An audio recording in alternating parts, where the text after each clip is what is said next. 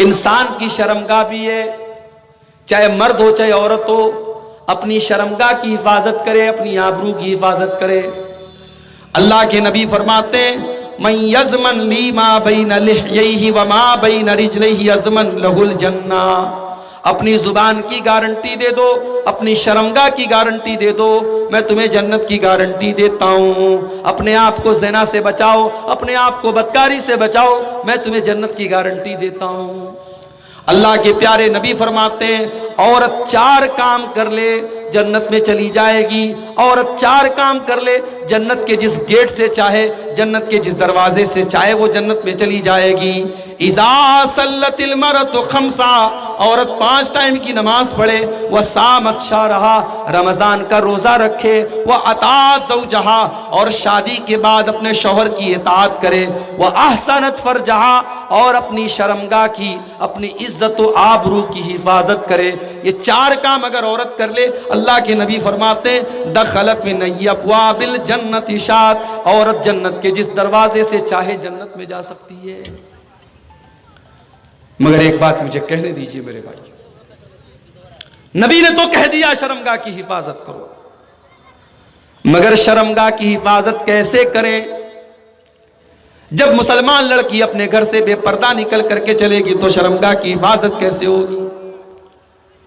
जब समाज के अंदर बेहयाई होगी, जब महरम गैर महरम का कोई फर्क नहीं होगा, जब मुसलमान लड़कियां बेपर्दा निकलेंगी तो उस समाज के अंदर जिनाकारी को कैसे कंट्रोल किया जाएगा, बदकारी को कैसे रोका जाएगा?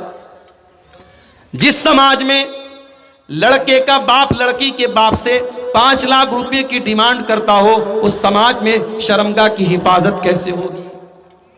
जिस समाज में गरीब लड़की का बाप जहेज का इंतजाम न होने की वजह से अपनी जवान बेटी की शादी न कर पाता हो, और बेटी की उम्र निकल रही हो और बेटी के गलत रास्ते पर जाने का डर सता रहा हो, उस समाज में शर्मगाह की हिफाजत कहां से होगी? जिस समाज में निकाह को मुश्किल कर दिया जाए और ज़िना को बिल्कुल आसान कर दिया जाए, उस समाज में शर्मगाह की हिफाजत कहां से होगी मेरे प्यारे साथियों? अल्लाह के नबी फरमाते हैं व अंता फजल बतन वमा हवा, अगर तुम अल्लाह से शर्माते हो तो अपने पेट की हिफाजत करो, और पेट से जुड़ी जितनी चीजें जिसमें इंसान की शर्मगाह भी शामिल है, तुम उसकी हिफाजत करो।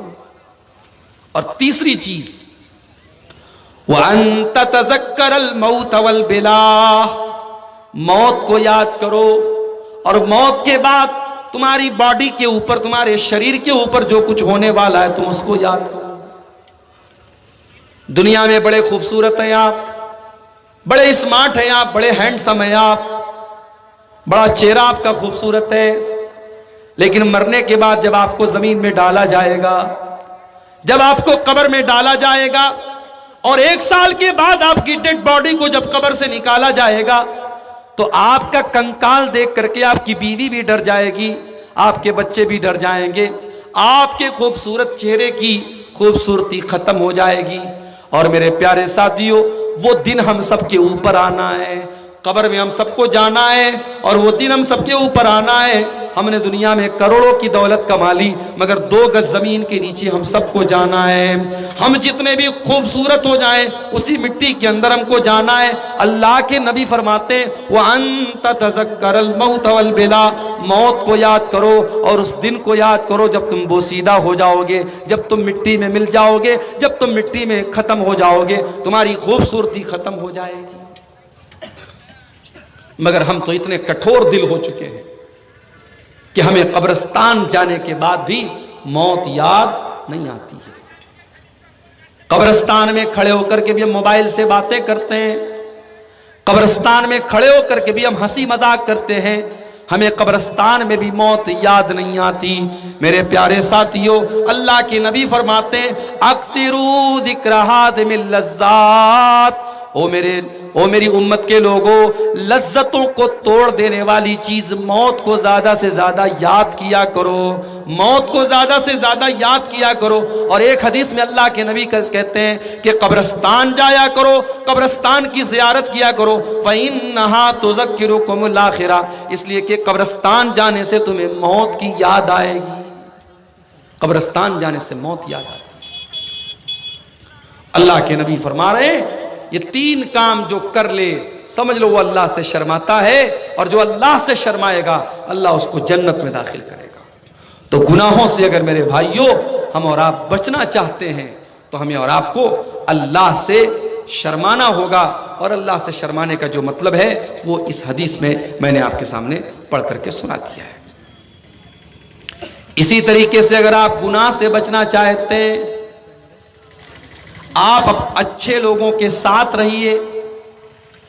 अगर आप सिगरेट पीने वालों के साथ रहेंगे तो आज नहीं कल आप भी सिगरेट पीने लगेंगे। आप बेनमाजी लोगों के साथ रहेंगे तो आज नहीं कल आप भी बेनमाजी हो जाएंगे। इंसान के ऊपर सोहबत का असर पड़ता है, संगत का असर पड़ता है, इसलिए अच्छे लोगों की संगत में रहिए। इसीलिए अल्लाह के नबी फरमाते हैं अलमरउ अला दीन खलीलिही, इंसान अपने साथी और अपने दोस्त के दीन पर होता है। जैसा दोस्त का दीन होता है वैसा उसका दीन होता है। लिहाजा इंसान जब किसी से दोस्ती करे तो सोच समझ के दोस्ती करे। आगे रमजान का महीना आ रहा है। रमजान का महीना बस दो चार दिन के बाद हम पर साया फगन होने वाला है। अगर आप बाकी साल के 11 महीने नमाज नहीं पढ़ रहे हैं तो कम से कम रमजान में आप नमाज पढ़ना स्टार्ट कर दीजिए, शुरू कर दीजिए। अगर आप सिगरेट की लत आपको है और आज तक आप नहीं छोड़ पाए हैं तो आने वाले रमजान में उसको छोड़ने की कोशिश कीजिए। अगर आपके अंदर कोई बुरी आदत है और आज तक आप अपनी बुरी आदत को चेंज नहीं कर पाए तो रमज़ान में आने वाले रमज़ान में अपनी उस बुरी आदत को चेंज करने की कोशिश कीजिए। इसलिए कि अल्लाह के नबी फरमाते इज़ा कानत अव्वलु लैलतिन मिन रमज़ान, जब रमज़ान की पहली रात आती है आसमान के दरवाजे खोल दिए जाते हैं और जहन्नम के दरवाजे बंद कर दिए जाते हैं, और आसमान से पुकारने वाला पुकारता है और कहता है या बागियल खैरी अक़बिल, ऐ नेकी का काम करने वाले तू आगे बढ़ और एक गुनाह का काम करने वाले तू पीछे हट जा। उस महीने का मेरे भाइयों हम और आप सही इस्तेमाल करें। रमजान को हम अपनी जिंदगी में चेंजिंग का और परिवर्तन का महीना बना लें। ये चंद बातें थी गुनाह के साइड इफेक्ट के ताल्लुक से और गुनाहों से बचने के तौर तरीकों के ताल्लुक से।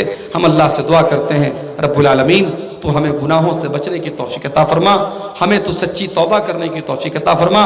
रब्बुल आलमीन आने वाले रमज़ान में हमें तू तौफीक दे कि हम जो गुनाह के काम करते हैं हम उनको छोड़ करके तुझे राज़ी करने वाले काम करें।